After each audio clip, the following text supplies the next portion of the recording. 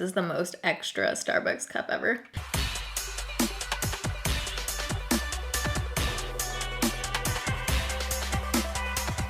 All right, so today it's Foundation Friday. We're trying out the new DIOR Backstage Face and Body Foundation. Initially, when I heard the name of this, I just instantly thought of MAC Face and Body. And MAC Face and Body is more of a sheer buildable foundation. A lot of people like using it for mixing or kind of like more professional makeup artists, or if you just like lighter coverage. I tried that foundation years ago when I wasn't in the place to, like, I already wasn't liking those kind of foundations. Sheer lighter coverage, buildable foundations, those were not my jam until more recently, since I've been off Accutane and I can now wear those kind of foundations. So I do want to try the MAC Face and Body again. Let me know if you guys would want to see that in a video. But this is essentially kind of like a similar situation to that one, but it's supposed to be more buildable and it's supposed to have a matte finish.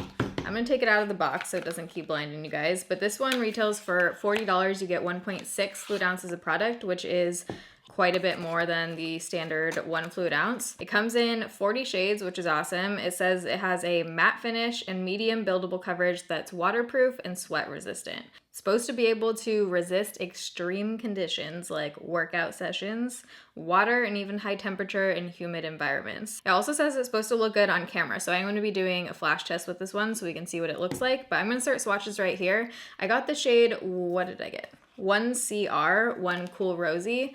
I actually had a sample of this foundation that was way too dark. What is this? 1N. Uh-oh. This one might be too dark because 1N was way too dark. This I tried like over another foundation barely. I didn't like full on try it. I literally just like dabbed a bit over, I think, to make my face darker to match my self-tan in that video. But I'm going to start swatches right here so we can see what the shade 1CR looks like compared to some of my other foundations. Here are a few swatches. Right here's the DIOR Backstage foundation in 1CR. Next over is the DIOR Backstage foundation in 1N. So even though this one's supposed to be more neutral, it looks just quite a bit more orange. And it is quite a bit darker for being still one shade. Here's Zero Life Proof in 101. Lancome Renergy Lift Foundation in 140. Here's the DIOR Spray Foundation in the shade 100. This is their lightest shade of the Air Flash. And then here's Dermacol 208, which is my closest shade match.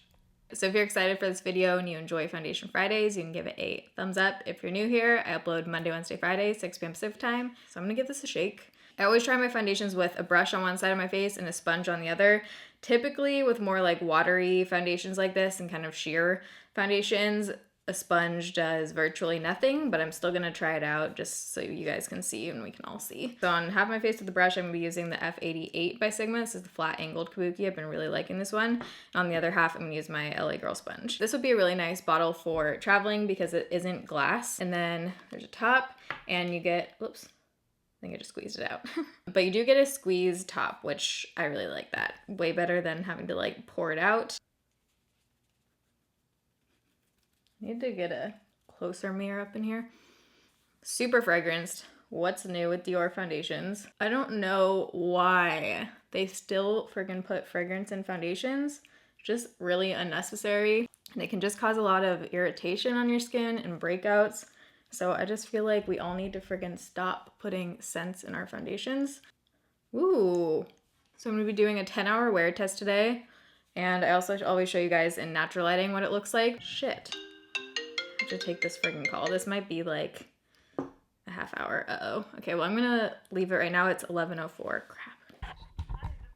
Yeah, this is Taylor. Okay, so that actually wasn't the call that I thought it was gonna be, but hopefully I can get through this before the actual call I thought. So it's only been a few minutes. It's now 11:09. And I just looked in this mirror out in front of my window. It just looks like nothing on my skin. With the brush, definitely looks like satin matte finish, and out there especially, I could see the line right here. So the shade, I feel like with 40 shades, I might be able to find a little bit better of a match. Okay, so I'm gonna go in on this side of my forehead now. It smells like you're putting a friggin' perfume on your face. That's how DIOR's foundation always smells. It has the very, very DIOR-y smell to it. And my problem area with foundation, especially more matte ones, is always between my eyebrows right here. What I'll do with a lot of foundations is if I like it, how it looks on everywhere else on my face, I'll just put a little bit of my Zero Life Proof right on the center, and that usually does the job. It's definitely emphasizing my texture a little bit right there. I don't love how that looks, but maybe it'll help smoothing it over with a sponge. It looks like light coverage. I can still see freckles and scarring stuff coming through, but it did just kind of like even out my skin tone. It is supposed to be very buildable, so I definitely want to try to build this one up afterwards. But first, let's do a sponge on this side. Oh yeah. So with the sponge, that's like very sheer coverage, which could be nice if you just want something like really sheer and lightweight. If you're going to the gym or whatever, you want to have a little something on your skin. It is supposed to be sweat proof and waterproof and everything. So if you just like want super sheer coverage, you could just use a sponge. I definitely prefer the way that it looks with a brush. And that just soaked up quite a bit of product too with the sponge. So I'm actually going to switch back to the brush, but then I'm going to smooth over everything with the sponge, especially on my forehead. I'm gonna add a little bit more down here. Goes way farther with a brush. The sponge just soaks up a shit ton. I usually get some creasing on my upper lip and then in my kind of like smile lines right here. So we'll see how this one does there. It feels super lightweight going on. Feels a little bit like, oh, what foundation was that? Feels like almost kind of velvety. Okay, I'm gonna go right over the center right there. I don't have any more product on my sponge. Okay, now that looks just like pretty smooth right there. I actually don't mind this kind of matte though. I usually go for super dewy foundations.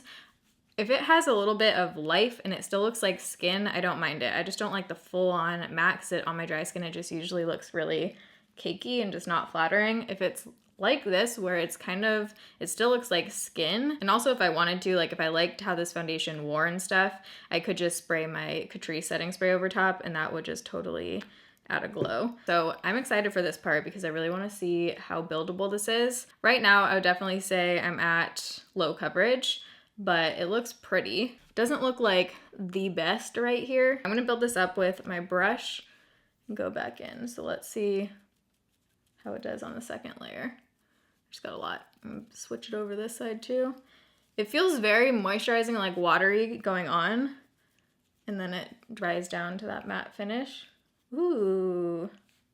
Wow, the scent is actually kind of like burning my eyes. I think I just got it too close up there. But it looks friggin' beautiful built up. It's looking a little tiny bit dry, just a tiny bit. Not super noticeable, but in certain areas like right here and then a tiny bit around my nose, but that's like if you're all up in my face and like we're getting real critical. But that's the point of foundation review. I would say that built up, I don't think to total full coverage because you can still see freckles coming through, but it looks like high medium coverage. Whenever I judge the coverage too, I know what it's like to try and cover acne. So I do think, like, I know if it doesn't even cover this, that it would not probably cover acne. So that's kind of how I base like the coverage. I have an idea of what an actual full coverage foundation is, if you know what I mean. I think you could get this low full coverage, but you probably would still need to kind of spot conceal on acne to cover it up. It looks like a velvety, soft matte finish to me. You can see it settling a tiny bit right there into my smile line. So if you have wrinkles or kind of more lines, it might settle in a little bit. The Tatcha primer usually helps with that. So as of right now, when I wear this again, I would put on the Tatcha primer and then I would put on a tiny bit of CYO right here and then I would probably spray my face with the Catrice setting spray. So I'm gonna do the rest of my makeup. Right now it's 11:20. I'm gonna give it a few minutes to see if it does set down to where I wouldn't need to powder. Okay, it feels like it's actually kind of setting down. Like it doesn't feel super sticky. All right, so it's now 12:03, but the check-in time is 11:30. And I just filmed the portion in natural lighting, which you guys will see in a second, but both in natural lighting and under here, let me get my mirror going. It looks really beautiful. I think this is one of those rare foundations that even though it's more matte, it still is working on my dry skin. I can see my dryness a little bit more. So I think if you have ultra dry skin, especially if you're like peeling or anything, it probably wouldn't do the best over that. This did set down after about 6 minutes. So I had to wait 5 or 6 minutes. And after that point, I didn't have to powder this part of my face because it just blush, bronzer and everything were going fine on top since it was more set down. So that's a huge bonus for me. I really like when I don't have to do that. I have something stuck in my throat right now. This is the most extra Starbucks cup ever. I got it off Etsy like years ago. I'm not sure if the girl still makes it, but if I can find it, I'll link it down below. So I'm gonna tell you guys what's on the rest of my face, and then we'll do the flash test and natural light part of this. A couple of these products you might have not seen yet, but they're coming in future videos. I'm pre-filming for Portugal. I'm going to Portugal for a couple weeks, so I'm trying to get like videos, you know, pre-filmed, whatever. I'm wearing the matte contour palette. This one is beautiful for face contour. I've been loving it. A lot of the stuff I'm wearing today, you guys saw in this week's first impressions video, but I used the Kokie blush up again, and this is in the shade Rose Glow. I went in with the lightest shade. When I did the natural part of this video, you could almost like barely see my blush. It's super natural. Also tried this in that video. This is the Wet n Wild Air. My lips are Maybelline McCall. This has been one of my favorites for a while. I don't know if they still make this. This was the Gigi Hadid collection. And then all of my eyeshadows are packed into this little palette. This is the Huda Beauty Coral Obsessions palette. These palettes are bomb, the little mini Huda Beauty ones. These are great, especially for traveling, but I just put that shade all over my lid, obviously, and then just blended some like the orangier shades. My lashes are Eyelure Accents 005. Oh, I also tried this again that I tried in the first impressions video, and I really liked it today. This is the Cargo Eyebrow Pencil. I like that it has more grip to it than the Hourglass one. That's everything. I always link any of my jewelry I'm wearing, nail polish, all that stuff is down below in the description box. But I'll show you guys what this looks like in natural lighting right now. All right, so here we are in natural lighting, and I've just been looking in this mirror in front of the window. This is very dirty. I've tried to clean this and it like won't clean off, so whatever. For a matte foundation on my drier skin, this looks pretty dang good. Just looking so flawless, but still like skin. Like I still can see some stuff coming through. I'm not like at complete full coverage, and like I said, between my eyebrows could look better, but there's just something like when you look at my face overall right now, I'm liking the way it looks. So I'm gonna zoom in so you guys can see. I'm getting a little bit of creasing around my mouth area, so hopefully that does not get worse throughout the day.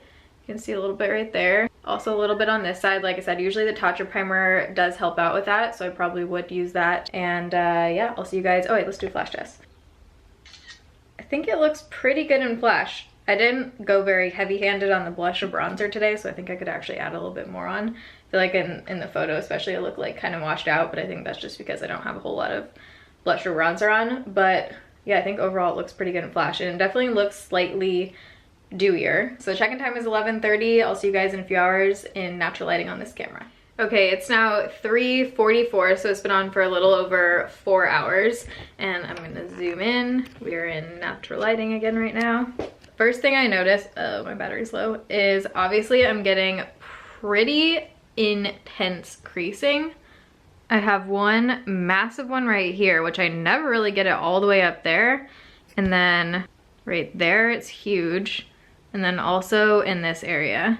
So tons of creasing. Like this is extreme for me, this amount of creasing.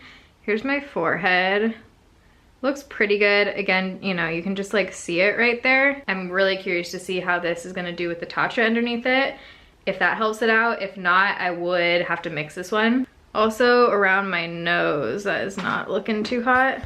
Not loving how it's kind of changed over the last few hours. Definitely gonna need to do, you know, something with it, but we'll see how it looks at the end of the night. All right guys, so it is now exactly 10 o'clock, so it's been on for over 10 hours. And I'm having some weird unknown body issues happening right now that I've been dealing with for the last like 2 hours. My left leg, like out of nowhere, just like completely swelled up and it's like super numb, so I don't know what's going on. I'm on my period too.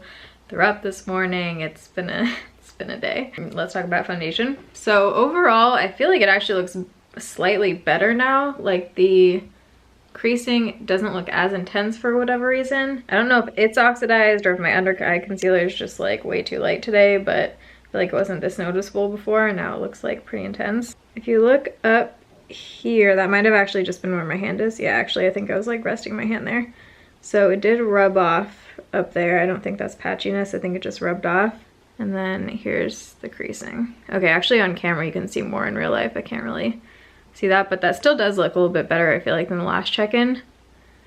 This side, I mean, it's just not wowing me. Like, I think it first looked really good. I just have products that look better on my skin, but I think this is one that if it doesn't break me out with that fragrance, I would try mixing it. Right, I just realized I don't have any lipstick on yet. Whoops. But I'm about to go get brunch. It is Saturday today, and I wanted to show you guys around too. So today I put on the Tatcha primer, then I mixed the Dior foundation with CYO Life Proof in 101 to lighten it a little bit and also just try and like smooth it out, and hopefully I don't crease between the Tatcha primer and that. And then I set my face with my Catrice setting spray. I don't necessarily think it looks like amazing, that combo, and I don't think it looks better. Like I wouldn't reach for that over just using CYO Life Proof. So right now, as far as a combination, whenever I try and do foundation combos, it's two foundations that I really like on their own, so that when they come together they're just like amazing and they just like complement each other. And so I feel like I don't like enough with the Dior foundation to where it makes sense to really do that, if that makes any sense. I also tried out the Josie Maran Argan concealer. Not feeling it at all. The lightest shade is very dark and yellow.